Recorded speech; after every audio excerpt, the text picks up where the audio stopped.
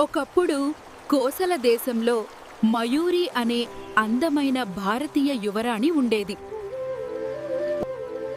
ఆమె అందం మాత్రమే కాదు, ఆలోచనలు కూడా చాలా విచిత్రంగా ఉండేవి.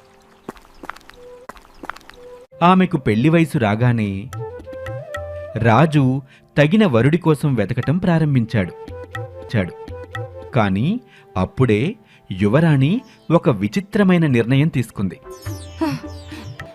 నాన్నగారు, నేను మౌనవ్రతం చేపట్టుతున్నాను. ఎవరు నా మౌనాన్ని భంగం చేస్తారో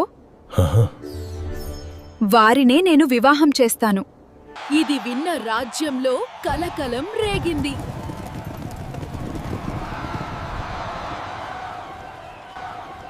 ఎందరో రాజకుమారులు, వీరులు వచ్చారు. ఆమెను మాట్లాడించేందుకు ఎన్నో ప్రయత్నాలు చేశారు. కాని ఎవరూ కూడా ఆమె నోటి నుండి ఒక్క మాట కూడా రాబట్టలేకపోయారుదా. రోజులు గడుస్తున్నాయి. మహారాజు మాత్రం ఆందోళనలో మునిగిపోయాడు.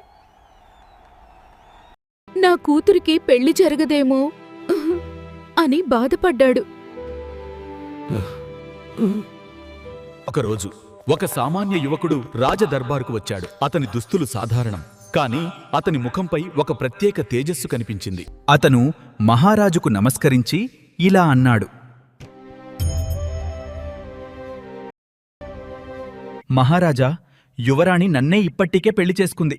నేను పేదవాడిని కాబట్టి చెప్పలేక ఇలా మౌనంగా ఉంది అన్నాడు. ఇప్పటివరకు మౌనంగా ఉన్న యువరాణి ఒక్కసారిగా కోపంగా అరిచింది. అది అబద్ధం. ఇతను ఎవరో నాకు తెలియదు.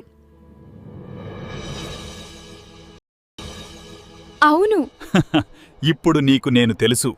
నేను అవంతి దేశపు యువరాజు వివేకవర్ధనుడిని. చివరకు సత్యం గెలిచింది. యువరాణి, అవును, మీ తెలివితేటలను అంగీకరించక తప్పదు. వారి పెళ్లి అంగరంగ వైభవంగా జరిగింది. తెలివి మరియు సమయస్ఫూర్తి ఉంటే ఏ సమస్యనైనా సులభంగా పరిష్కరించవచ్చు.